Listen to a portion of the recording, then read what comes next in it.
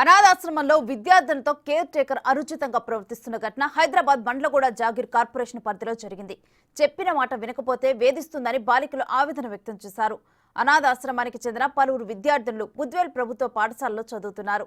వేధింపుల విషయం పాఠశాల ప్రధాన ఉపాధ్యాయురాలికి తెలియజేయడంతో ఆమె షీ టీంకి ఫిర్యాదు చేశారు. వేధింపులు నిజమని తేలటంతో పోలీసుల ఆదేశాల మేరకు కేర్ టేకర్ను అదుపులోకి తీసుకుని విచారిస్తున్నారు.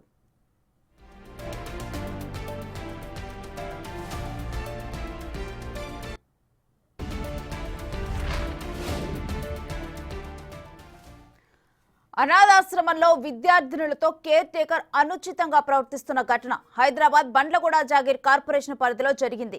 చెప్పిన మాట వినకపోతే వేధిస్తోందని బాలికలు ఆవేదన వ్యక్తం చేశారు. అనాథాశ్రమానికి చెందిన పలువురు విద్యార్థినులు బుద్వేల్ ప్రభుత్వ పాఠశాలలో చదువుతున్నారు. వేధింపుల విషయం పాఠశాల ప్రధాన ఉపాధ్యాయులకు తెలియజేయడంతో ఆమె షీ టీంకు ఫిర్యాదు చేశారు. వేధింపులు నిజమని తేలటంతో పోలీసుల ఆదేశాల మేరకు కేర్ టేకర్ను అదుపులోకి తీసుకుని విచారిస్తున్నారు. ఇదే అంశంపై మరింత సమాచారం మా ప్రతినిధి రానా అందిస్తారు. అనాథాశ్రమంలో చదువుతున్నటువంటి బాలికల పట్ల అత్యంత అమానవీయంగా అనుచితంగా ప్రవర్తించిందో ఓ కేర్ టేకర్. ప్రస్తుతం నేను ఒక ప్లేస్కి వచ్చాను. ఇక్కడ చెరీస్ న్యూట్రింగ్ అండర్ ప్రివిలేజ్డ్ లైవ్స్ అంటూ కూడా ఇక్కడ ఒక హోము దాదాపు 15 సంవత్సరాల ముందు ఒక మహిళ స్టార్ట్ చేసింది. సో ఆమె ఎంతో ఉన్నత విద్యావంతురాలు.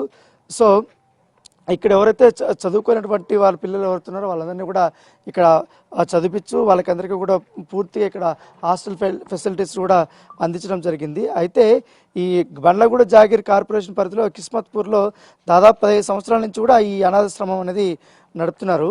ఇందులో దాదాపు 40 మంది దాకా కూడా బాలికలు ఉన్నారు. వారంతా 6వ తరగతి నుంచి ఇంటర్ వరకు కూడా చదువుతున్నట్టుగా చెప్పడం జరిగింది. ఎవరైతే ఈ స్థాపించినటువంటి ఆవిడేమో ఆమె ఇటు అమెరికాలో ఉంటారు. అయితే ఈ మొత్తం ఈ యొక్క హోమ్ను చూసుకోవడానికి తన తల్లిని అప్పుడు కేర్ టేకర్గా నియమించారు. అయితే ఆమె వయసు రీత్యా కూడా పెద్ద ఇదే అయిపోవడంతో ఆమెకు వృద్ధురాలు కావడంతో 2 ఏళ్ల నుంచి కూడా మరో మహిళని ఇక్కడ ఆమె స్థానంలో కూడా నియమించినటువంటి పరిస్థితి కనపడుతుంది.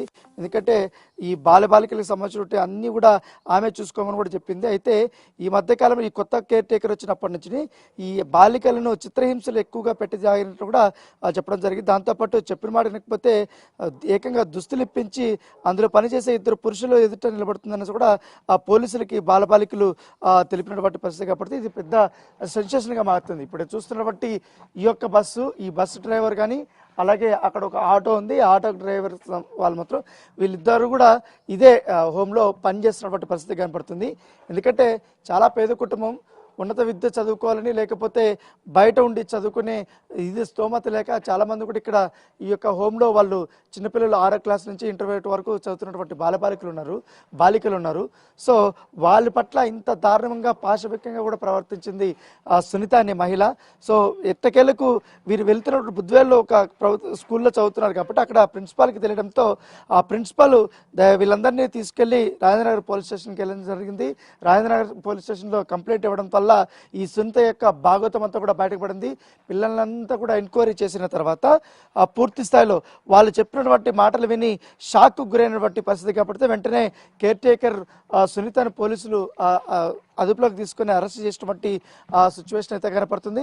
అరెస్ట్ చేసి ఇప్పటి వరకు కూడా దర్యాప్తు కూడా చేస్తున్నారు. దానితో పాటు ఈ నిజంగానే ఈ ఆటో డ్రైవర్ కానీ ఈ బస్ డ్రైవర్ కానీ పిల్లల పట్ల అనుచితంగా ప్రవర్తించారా, ఆమెకి నిజంగానే ఇలాంటి అశ్లీల దృశ్యాలు ఏమైనా చూపించిందా, లేకపోతే ఏమన్నా చెప్పిన మాట వినకపోతే కొట్టడమే కాకుండా చిత్రహింసలు కూడా పెట్టినట్టుగా సమాచారం ఉంది. దానితో పాటు 18 మంది పిల్లల పట్ల కూడా చాలా ఘోరంగానే కొట్టినట్టు తెలుస్తుంది. వాళ్ళకంతా కూడా గాయాలైనట్టుగా తెలుస్తుంది. ఆ చిత్రహింసలు పెట్టినట్టు ఆ గాయాలతో కూడా పోలీసులకి నిన్న చూపించింది. అయితే దీంతో చైల్డ్ రైట్స్ కమిషన్ కూడా ఎంటర్ అయినటువంటి పరిస్థితి కాబట్టి ఎంటర్ అయ్యి ఇక్కడికి వచ్చి చూసిన తర్వాత దాదాపు 41 మంది పిల్లల్ని కూడా వాళ్ళ సంరక్షణలో చూసుకోవడానికి వాళ్ళు ఇక్కడి నుంచి కూడా తీసుకెళ్ళిపోయినారు. కేవలం కొంతమంది మాత్రమే ఇప్పుడు ఆ పిల్లలు ఇక్కడ ఉన్నటువంటి పరిస్థితి కనపడుతుంది. సో చాలా దారుణమైనటువంటి సంగతి అని చెప్పొచ్చు.